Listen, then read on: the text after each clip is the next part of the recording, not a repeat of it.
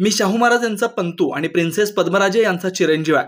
मी भाजपचा कार्यकर्ता आहे। मी छत्रपती शाहू यांचा वारसदार म्हणून कोल्हापूरच्या जनतेला आवाहन करण्यासाठी आलोय। मी छत्रपती शाहूंच्या रक्तमासाचा वारसदार आहे। संजय मंडलिक आणि माने यांच्या प्रचारासाठी आलोय। कोल्हापुरात दत्तक वारस प्रकरण गाजलंय। ते स्वतः गादीचा वारसदार आहेत। ते म्हणतात मी खरा वारसदार आहे।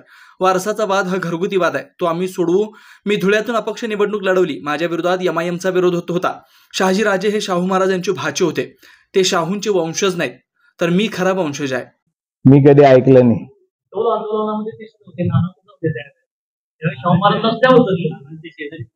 शेतकरी आंदोलनाच्या वेळेला मराठा आरक्षणाला त्यानंतरची परिस्थितीने काय वाटतं? मी आता भारतीय जनता पक्षात आहोत, त्यामुळे मी त्याच्याबद्दल बोलू इच्छित नाही। मी निवडणूक लढवली होती। एकंदर शरद पवारांच्या विषयी नो कॉमेंट्स। भविष्यात कोल्हापुरात सक्रिय होत आहे। भविष्यात मी आता धुळे जिल्ह्यामध्ये, धुळे शहरामध्ये सध्या राजकारणामध्ये व्यस्त आहे। मी जिल्हा मध्यवर्ती सहकारी बँकेचा, धुळे व नंदुरबार 2 जिल्ह्याची बँक आहे आमची। महाराष्ट्रामध्ये एकमेव बँक आहे की 2 जिल्ह्याची बँक आहे। त्या बँकेचा मी गेल्या 22.5 वर्षापासून चेअरमन आहे आणि 25 वर्ष त्या बँकेचा चेअरमन राहण्याचा महाराष्ट्रामध्ये एकमेव मी असा माणूस आहे की जे 25 वर्ष राहू शकतो। आणि मी अनेक निवडणुकीमध्ये आमदार म्हणून निवडून आलेलो। मी या जिल्ह्याच्या लोकांना, मतदारांना इथं आव्हान करायला आलोय की आपण भारतीय जनता पक्षाच्या उमेदवारांना, दोघी हातकलंगणे आणि कोल्हापूर शहराच्या उमेदवारांना आपण मदत करा, ही विनंती करण्यासाठी मी इथं आलेलो आहे। मी कोल्हापूर आणि हातकलंगणे दोघी मतदारसंघामध्ये राहणार आहे। नाही, मला जेवढा वेळ मिळेल, मी धुळे मतदारसंघामध्ये प्रचार आहे, तिथं मी प्रचार प्रमुख आहे। तिथलाही मला प्रचार करायचा आहे, कोल्हापूर जिल्ह्यातही प्रचार करायचा आहे। दोघी कोल्हापूर मतदारसंघामध्ये, हातकलंगणे मतदारसंघामध्ये दोघी ठिकाणी मी जाणार आहे।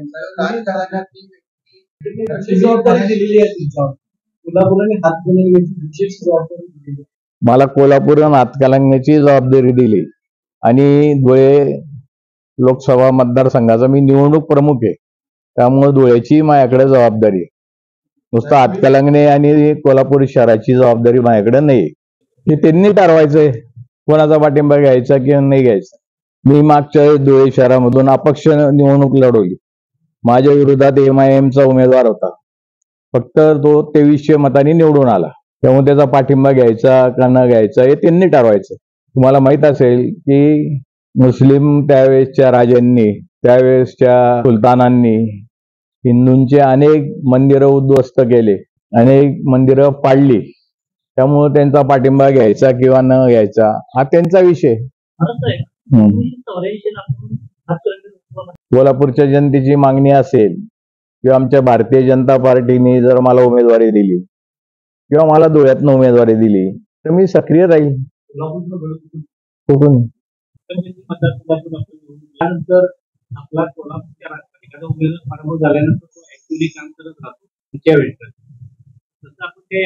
मी ऍक्टिव्ह होतो, पण 1900 नाही कोल्हापूरला राहत होतो मी जुन्या राजवाड्यात भवानी मंडपामध्ये माझं वास्तव्य होतं। त्यावेळेस माझी आजी विजयमाला राणी साहेब तिथं भवानी मंडपात राहत होत्या आणि मी इथं कोल्हापूरमध्ये कार्यरत होतो। पण 1990 साली मी जिल्हा मध्यवर्ती सहकारी बँकेमध्ये संचालक म्हणून निवडून आलो। त्यावेळेस मला व्हाईस चेअरमन तिथं आमचे त्या काळातले नेते सरोजसिंग नाईक साहेबांनी मला व्हाईस चेअरमन केलं। पुढे दुसरे नेते आमचे अमरीश पटेल साहेब, आमदार, सध्या आमदार आहेत ते, त्यांनी मला ते मंत्री झाले 2003 ला। त्यांनी मला तिथं जिल्हा मध्यवर्ती सहकारी बँकेमध्ये आमदार केलं। त्यामुळे धुळे शहराच्या, धुळे जिल्ह्याच्या राजकारणामध्ये व्यस्त झालो। 2004 साली मी आमदार म्हणून निवडून आलो। 1994-95 साली मी अपक्ष म्हणून आमदार तिथं निवडून आलो। त्यामुळं थोडंसं तिथं व्यस्त असल्यामुळे इकडे मला वेळ कमी देता आला। आजही मी कोल्हापूरला येत असतो। शाहू महाराजांचा पंतू आणि प्रिन्सेस पद्मराजेंचा चिरंजीव। मी इथे खास करून आमच्या भारतीय जनता पक्षाचे दोघे उमेदवार मंडलिक साहेब आणि माने या दोघांच्या प्रचाराच्या निमित्ताने आणि कोल्हापूर शहरातील सर्व जनतेला आवाहन करण्यासाठी काल मी इथे आलोय। विमानाला थोडा उशीर झाल्यामुळे काल मोदी साहेबांच्या सभेला उपस्थित राहता येत नाही, म्हणून आजच्या पत्रकार परिषदेच्या निमित्ताने मी आपल्याला आवाहन करतो की आपण आमचे दोघी भारतीय जनता पक्षाच्या उमेदवारांना मतदान करण्यासाठी कोल्हापूर शहरातील जनतेला आपण माझ्या वतीने आवाहन करावं अशी मी आपल्याला विनंती करतो. पण नेतृत्व त्यांनी केलं. हे कायदा रद्द व्हावा त्याचं नेतृत्व आम्हाला तोच आंदोलन जनतेचं आंदोलन मग लोकांनी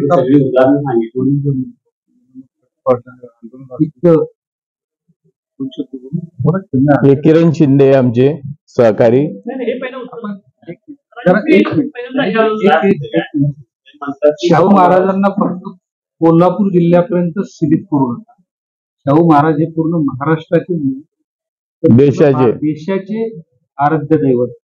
शाहू महाराजांच्या विचारांवरती हा महाराष्ट्र चालत. या ठिकाणी जे आलेले आहेत राजवर्धनजी कदम हे शाहू महाराजांच्या रक्ताचे वारसदार म्हणून या ठिकाणी. पहिला प्रश्न घरगुती याचा कौटुंबिक आहे. त्या कौटुंबिक वादाच्या प्रश्नावरती ते त्यांच्या पद्धतीने हे करते. आज ज्या पक्षाच्या संदर्भात त्यांनी भूमिका घेतली त्यांचं असं मत आहे की त्या पक्षाच्या भूमिकेशी मानेंना मतदान करा यासाठी मी इथं आलोय. एक भाजपचा पदाधिकारी म्हणून, जबाबदार पदाधिकारी म्हणून.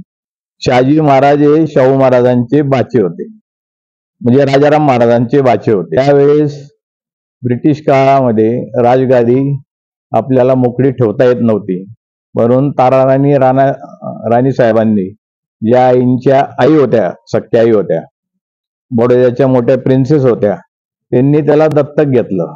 शहाजी महाराजांना जे आईंचे आतेभाऊ होते त्यांनी कमिटमेंट केलं होतं, म्हणून ते तिथले कोल्हापूरला दत्तक आले. ते मूळचे देवाचे तुकोजीराव महाराज, तुकोजीराव पवार म्हणून त्यांचं नाव. असं काय म्हणणार मी, शहाजी महाराज ही वंशज होते.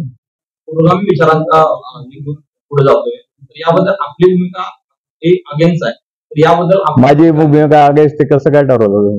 प्रचाराला तुम्ही भाजपच्या जर असेल तर उमेदवार वेगळा आहे. तर प्रचाराला पण भाजप चालला, भाजप विरुद्ध महाविकास आघाडी विरुद्ध महायुती असं चालू. तर आपली भूमिका महायुतीच्याच बाजूने आलोय मी, भाजपच्याच बाजूने मी प्रचाराला आलो.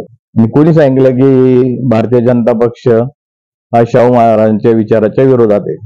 मी फक्त भारतीय जनता पक्षाच्या दोघी उमेदवारांच्या प्रचारासाठी इथं आलोय. मी तो वाद कधी ऐकला नाही. आमचा घरगुती वाद आहे, आम्ही सोडू. मी छत्रपती शाहू महाराजांचा वारस आहे, त्यामुळं त्यांचे जे काही विचार आहे ते जनतेपर्यंत पोचवायचे. त्यांच्या विचारासाठी कोल्हापूर जिल्ह्याच्या जनतेला आवाहन करायचं की आम्ही भारतीय जनता पक्षाच्या उमेदवारांना आपण सर्वांनी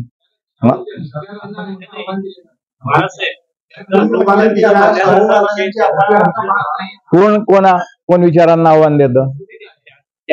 शाहू महाराजांच्या विरोधात कुठलीच भूमिका मी घेतलेली नाही. त्यांनी पण घेतलेली, उमेदवारांनी पण घेतलेली, उमेदवारांनी बी घेतली नाही.